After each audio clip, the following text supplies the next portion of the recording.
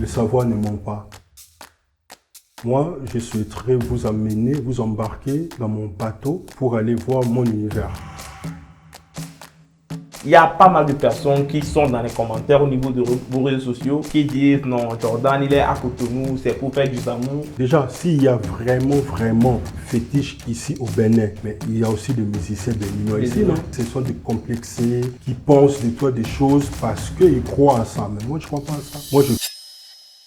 Bonjour, bonsoir chers téléspectateurs, bienvenue dans cette émission de Tous ensemble, relax dans le canapé. Aujourd'hui, nous avons un invité, pas comme les autres, un invité que vous connaissiez si vous êtes un amoureux de la musique, de la bonne musique, de la rumba. Il s'appelle Jordan Poussa. Dans cet épisode, nous allons essayer de parler de sa vie actuellement parce que ça fait pas mal de temps. Il est plus ou moins absent sur les réseaux sociaux. On aimerait savoir ce qu'il fait, les projets à venir, puisque actuellement il est chez nous. Il est à Cotonou, au Bénin, pour une tournée. Donc, nous allons discuter, nous allons parler de ses actualités, nous allons parler de ce qu'il fait actuellement, nous allons parler de ses projets à venir et tout. Jordan Poussa, bonsoir. Bonsoir. J'espère que vous allez très bien. Oui, ça va. Par la grâce de Dieu, ça va. Actuellement, vous êtes à Cotonou, vous êtes arrivé dans plus ou moins une période de turbulence. Comment trouvez-vous la ville? Non, la ville est calme. Hein. Cotonou est calme. Déjà, je bénis l'Éternel parce que tout se passe bien. Donc, on est bien, on est vraiment au calme. D'accord. Voilà. Et entre parenthèses, est-ce que vous aimez le paysage, vous aimez la ville, tout ce que les opportunités, tout ce que ça envoie en termes de possibilités? Non, mais tu sais, le Bénin, c'est un pays à venir visiter. Pour les gens qui ne connaissent pas. Qui ne connaissent pas, qui ne pensent même pas, il faut venir visiter le Bénin.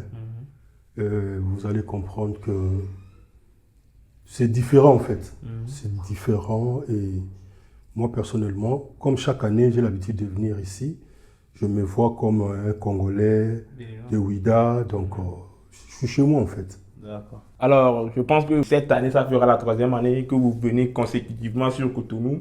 Et pas seulement que sur Cotonou, vous faites Cotonou, Accra, Lomé, Côte d'Ivoire et tout. Et je pense que c'est beaucoup plus pour la promotion de vos œuvres musicales et tout. Et vous êtes actuellement sous l'égérie de la maison de production Timis Prod, c'est ça, hein? Oui, je suis dans la maison Timis Production. D'accord. Et il y a un truc, un constat que nous avons fait, et parce que bien avant de commencer cette émission, nous sommes partis, nous avons fait des recherches sur vous, ce que vous proposez depuis quand vous étiez dans la musique, qu'est-ce que vous proposez. Et le premier truc, la chose la plus frappante que nous avons découvert, que en matière de style musical actuellement, vous ne proposez plus de la rumba, et je vais dire authentique, ou un style de rumba que vous faisiez avant.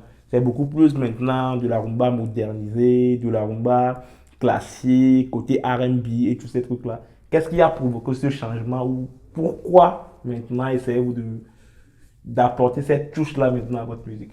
Oui, merci pour la question. Mais moi, je pense la question, il faudrait poser à mon producteur parce que c'est lui qui m'a amené là. D'accord. Moi, je ne pensais même pas faire ce genre de musique. Mais lui m'avait dit, Jordan, j'ai une vision par rapport à toi. Il faudrait que tu laisses un peu ta musique de confort. Oui. Tu sors un peu de ton confort. Viens là où moi je vais t'amener. Comme ça, on verra.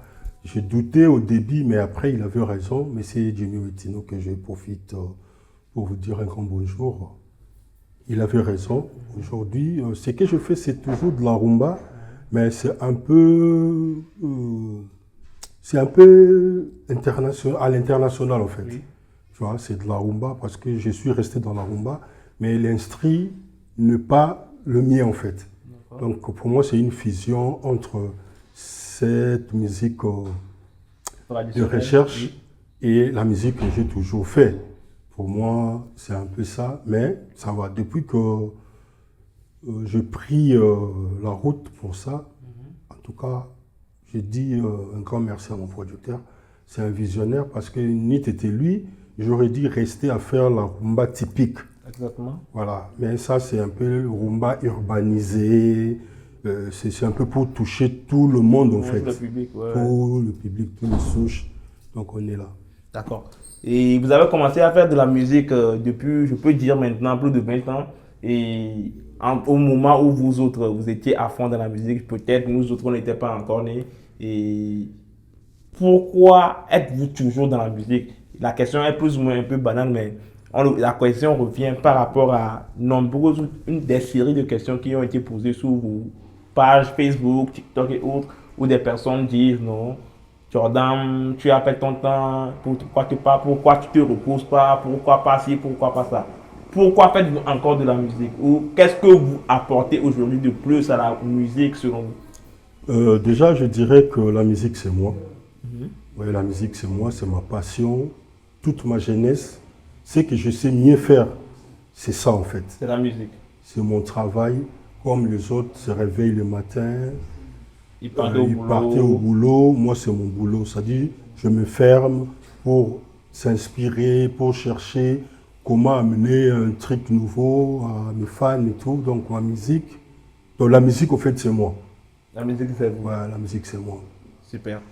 Et vos tout derniers projets, et je parle de Dis-moi oui, pour ceux qui ne connaissent pas, allez checker la page de Jordan Koussa. Et il y a des projets comme Dis-moi oui, des projets comme Krishna, des projets comme Ladiba, des projets comme Nzoto, le titre que moi personnellement je préfère. Nzoto, autant pour moi, les Congolais. AVC aussi. Il y a aussi AVC. AVC, bon, allez checker la page de Jordan Koussa. N'oublie pas qu'il y a aussi le repas préféré Miokono, il y a aussi l'amour, les tétas, il y a les TikTok, il y a le Apola Jamais, il y a Guilhem Matieba, il y a plusieurs sons. En tout cas, si vous auriez le temps d'aller visiter un peu notre page YouTube, Jordan Koussa officiel.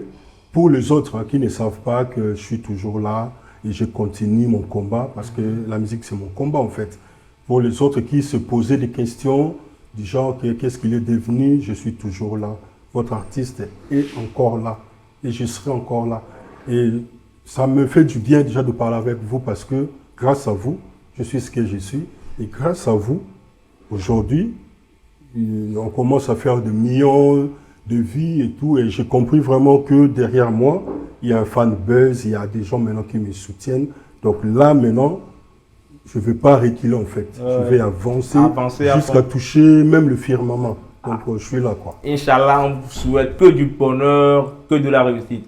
Alors ma question est de savoir, au prime abord, au début de l'émission, vous nous avez fait comprendre que vous êtes à Cotonou, où nous sommes actuellement. Et vous étiez à Cotonou l'année passée, où vous avez fait un concert à succès avec des grands comme Tony Claude et autres. Le concert était un concert à succès. C'était à Negro Palace. À Negro Palace, effectivement.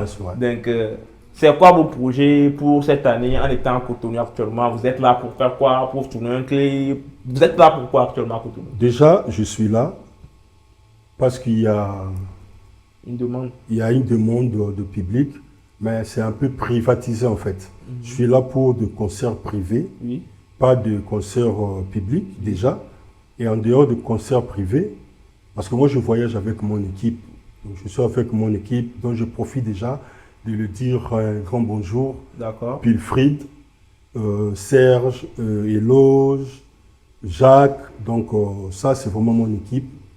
Je suis avec eux partout où je passe et on a des projets, il y a des clips à faire, il y a des nouveaux sons encore à faire, il y a des émissions à faire, il y a des showcases, donc bientôt on va vous donner les dates de ce que vraiment on va faire.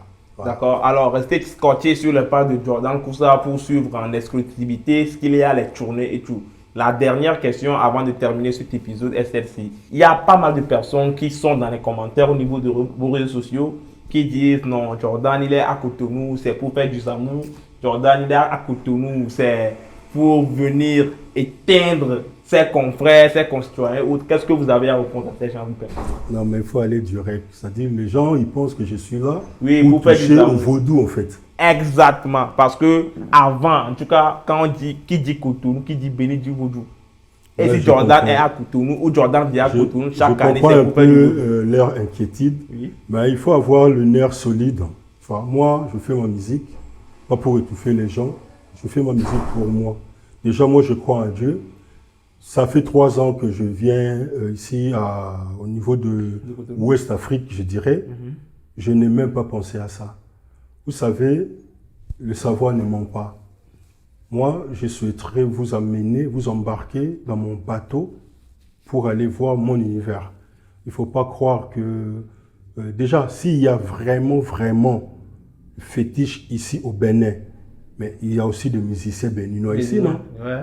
Quel est leur sort en fait? Ouais, c'est pas faux. C'est pas Voilà, faux. moi je pense que c'est la complexité, c'est-à-dire ce sont des complexés qui pensent de toi des choses parce qu'ils croient à ça. Mais moi je ne crois pas à ça. Moi je fais mon boulot.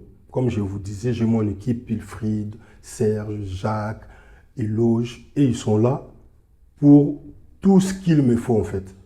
C'est-à-dire c'est eux qui me gèrent. Quand eux ils me disent qu'il ne faut pas faire ça, je ne fais pas ça. Et eux aussi ils sont croyants comme moi. Donc, restez aux aguets. Je souhaiterais que vous suivez de pas à pas l'évolution de votre artiste au lieu de penser bête, en fait. Moi, je vous aime. Même les gens qui ne m'aiment pas, je vous aime. Et je compte sur vous. Parce que grâce à vos doutes, grâce à vos ignorances, moi, j'évolue, en fait. Donc, c'est grâce à vous. C'est grâce à vous que je suis Jordan Koussa. Depuis que j'ai commencé ma musique jusqu'à aujourd'hui, je ne peux que compter sur vous. Même si vous ne m'aimez pas, mais vous serez obligé de m'aimer. C'est-à-dire, mieux vaut être avec moi que de ne pas être avec moi. C'est ça, en fait. Comprenez juste par là que Jordan Koussa, il s'en fout de vos critiques et autres. En tout cas, une chose est sûre, du moment où ça tue pas, ça renforce. Continuez à faire les bonnes ou les mauvaises critiques, on est là. Et avant de vous laisser partir, Jordan Koussa, je ne peux pas avoir une figure aussi emblématique de la rumba congolaise avec moi sans avoir accès à un acapella. Ta beauté me sorcelle, difficile de m'en penser, je sais que tu fais exprès. C'est ça. Aïe. Le monsieur là, attention. Alors, c'était face aux caméras. Tout est plané. Dis-moi qui suis-je pour riposter. Ok. T'es la plus belle, t'as pas idée. Bête la reine, t'es ma diva à moi. Je t'aime malgré tes défauts. Toi et moi, c'est pour la life. Oh, mi amour. Chérie, laisse parler les gens. Toi et moi, forever. Mi amour. Yeah, yeah, yeah. T'es ma diva à moi. Yeah, yeah, yeah. La partie là, tout le monde aime. Namafo, oh, oh, namafo. Namafo, oh, oh, namafo. Namafo, oh, oh, namafo. Namafo, la diva namafo. Le titre c'était Jordan Koussa, la diva. On remercie la réalisation. Derrière la caméra, il y a Serge. Et on remercie la maison Dimis Productions qui a sponsorisé cet épisode. C'était ensemble dans le canapé. On se dit à tout à l'heure. Ciao. À suivre.